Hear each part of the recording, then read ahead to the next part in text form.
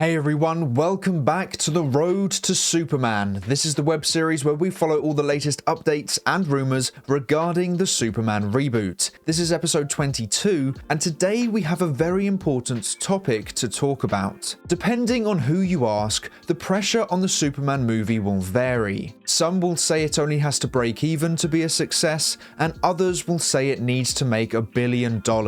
And today, I will talk about my thoughts on this subject. Now, I originally talked about this on Twitter, and I will share that with you now and then elaborate on those comments. I said, Superman has a ton of pressure on it. It has to make more than $600 million, and it has to be enjoyed by most who watched it to warrant replacing both Henry Cavill's and Tyler Hoechlin's Superman. If it doesn't do both of those things, then that would show Gunn has made a huge mistake. And I stand by those comments, but let's break it down.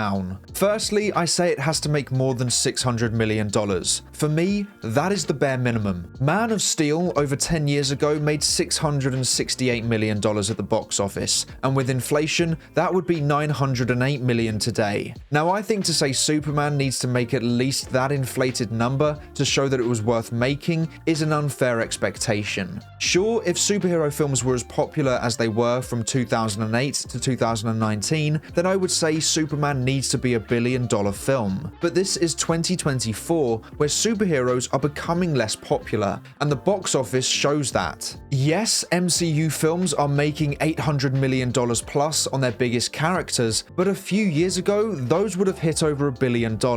So even Marvel's box office is dropping. And also, the reputation of DC's shared universe has severely declined. It's no longer a franchise that can easily earn over $500 million plus. The last 4 DCEU movies combined couldn't earn $1 billion together. So DC isn't in a place where $1 billion can be the bare minimum expectation, but as it is Superman, it can't just break even either. Movies typically need to earn 2.5 times their production budget to break even, and I expect the budget for Superman will be around $200 million, meaning that the movie needs to make around $500 million to break even. So my statement saying the movie needs to earn at least $600 million would imply that the studio would need to make at least $50 to $100 million profit on this film just from the box office, which should be the bare minimum for a Superman movie. And with the current climate of superhero films and DC's reputation, but not ignoring the popularity of Superman as a character, I think $600 million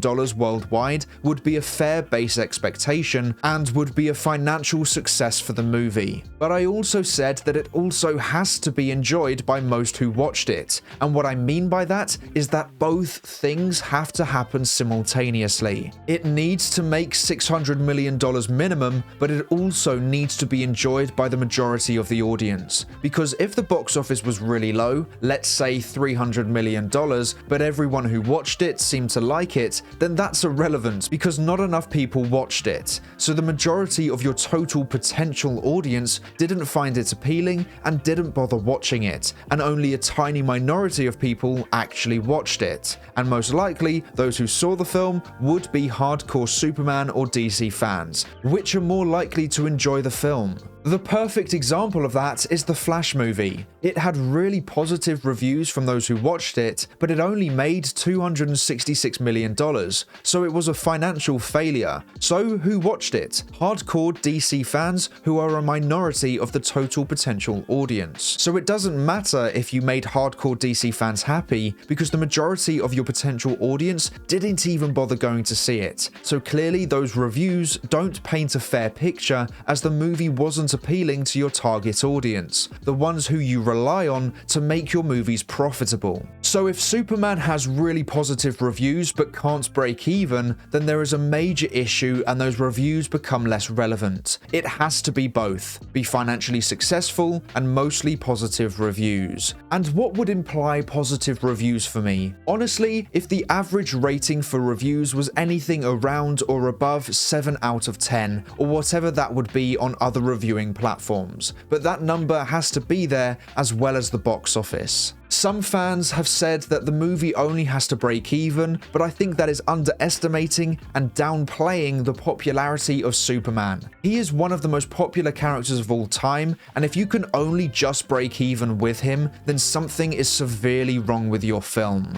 I think the movie has to make $50 to $100 million profit. So yeah, I would say the movie needs to have $600 million plus at the box office, and the majority of reviews to be at 7 out of 10 or higher. Now let's read that tweet again. Superman has a ton of pressure on it. It has to make more than $600 million, and it has to be enjoyed by most who watched it to warrant replacing both Henry Cavill's and Tyler Hoechlin's Superman. If it doesn't do both of those things, then that would show Gunn has made a huge mistake. So why does it have to have positive box office and reviews to warrant replacing Henry Cavill and Tyler Hoechlin? Well, to prove that the decision was the right one. For Henry Cavill, he had Man of Steel 2 lined up that millions of people were excited for. Gunn's decision to scrap that plan and tell his own story means that if his Superman film is underwhelming, then everyone who was angry or upset with him getting rid of Cavill would have a very valid argument against him. All of us would be able to go and say Gunn decided to scrap Henry Cavill's Man of Steel 2 and he made something worse, and we would have evidence for that with his Superman film. We would see on social media fans using clips from the new Superman film and saying, we lost out on Henry Cavill's Man of Steel 2 for this. And actually, that's going to be said by some fans no matter what, but they will have strong backing statistically if the box office and reviews aren't there together. And so if the box office is low and so are the reviews, then millions of people will be questioning why on earth did Gunn do what he did? Why did he scrap a fan favorite's return to create something worse than what we had? He needs that argument to not be valid. And what would prove that argument invalid? If the box office is $600 million plus, and if the reviews are mostly positive. That makes all those arguments invalid, and I really hope Gunn delivers. But why did I mention Tyler Hoechlin's Superman?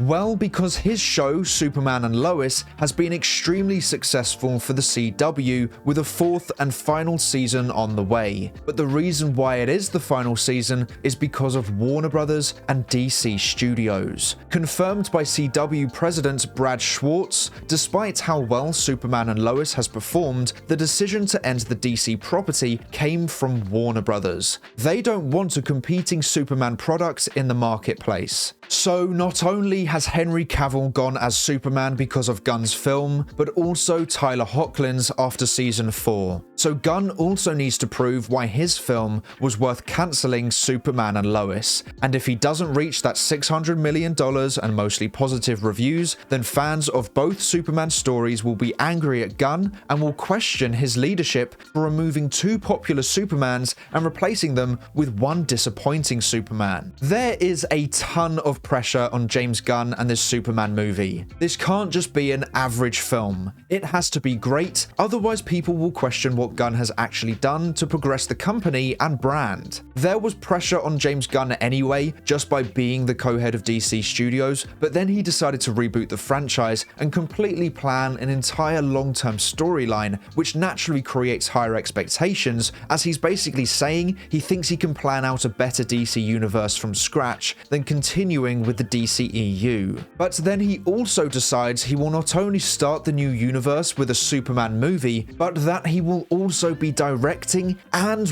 writing that new movie. It is literally all on him. No matter what happens, good or bad, it will be on James Gunn. Now that is either a brave or foolish approach. It's either him truly believing in his vision, which is admirable and needed as a director, and he's proving why he is the co-head of DC Studios, or it is arrogant and egotistical and could be the downfall of the DCU. And I'm sure fans are very divided on what side of the fence they fall on. It's a really dangerous game to play, but it could be so rewarding for us DC fans if he manages to pull it off. off. I'm very hopeful that he can succeed, and this can be the start of an incredible cinematic universe. But I can also, unfortunately, seeing it go the other way if he gets this movie wrong. Now, I said this on Twitter, and I'll say it here again too, but I'll put it like this. If Superman is a great movie, then I will sing its praises from the rooftops and fully back Gunn and his vision. I will completely understand and support him rebooting/cancelling projects to focus on his DCU,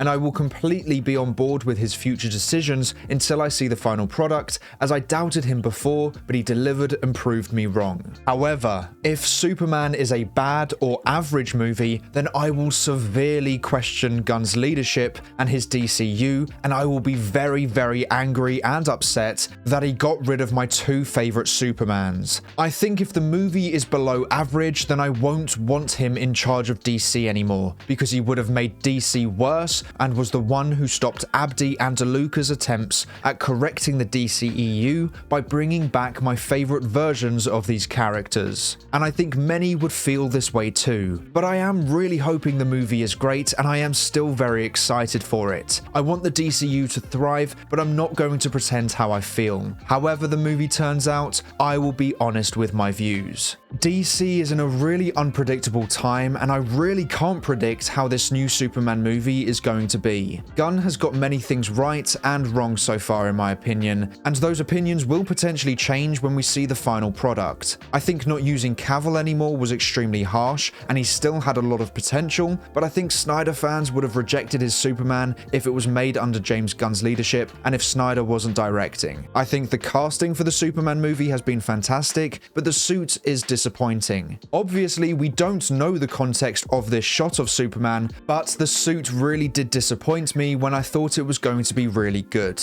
And I've just finished season 3 of Superman and Lois and really questioning why on earth they are stopping after season 4 when all 3 seasons have been so good and the viewership has been really high. And so once again, I'm questioning Gunn's decisions. So I am a little worried for the film, as I don't completely agree with Gunn's judgment, but I'm more excited than anything. I am still hoping the movie is great, and I'm still looking forward to it. But I think it is also important to recognize the flaws or concerns I have with this film to ensure I stay as honest as possible with you guys. Now, the final thing I want to talk to you guys about is yet again the Superman suit. Another simple edit has made this suit look so much better and was made by Mike Posters. He created this edit, which does some very simple tweaks but makes a world of difference. The colors firstly look so much better, but I won't hold that against the actual suit too much due to the suit clearly being battle damaged. But if we look at the way the suit fits him, it just sits on him so much better. No wrinkles, and even around the wrists, it fits him so much better. The collar as well looks more natural. It doesn't look like a scuba diving collar, but rather more an alien looking design. And the cape sits better too. And the boots also work nicer than the official ones. So many little simple tweaks, but I think it just makes the image of Superman look so much nicer. And this is one of the reasons why I am naturally doubting Gunn's judgment. Unless it's for a storytelling purpose, which we will only find out from the trailers or movie itself, the suit itself is disappointing, and I'm worried if Gunn thought this was a great suit. But time will tell. Now make sure to let me know your thoughts on today's video. I do think there is a lot of pressure on this movie, not just in terms of getting a Superman sequel, but also Gunn's future at DC. So I want to hear your thoughts on it too. So let me know in the comments below. But that is all for today's video. Thank you so much for watching. Please make sure to like and subscribe and turn on post notifications so you never miss a video. I hope to see you here again soon. So until then, have a great day. Bye.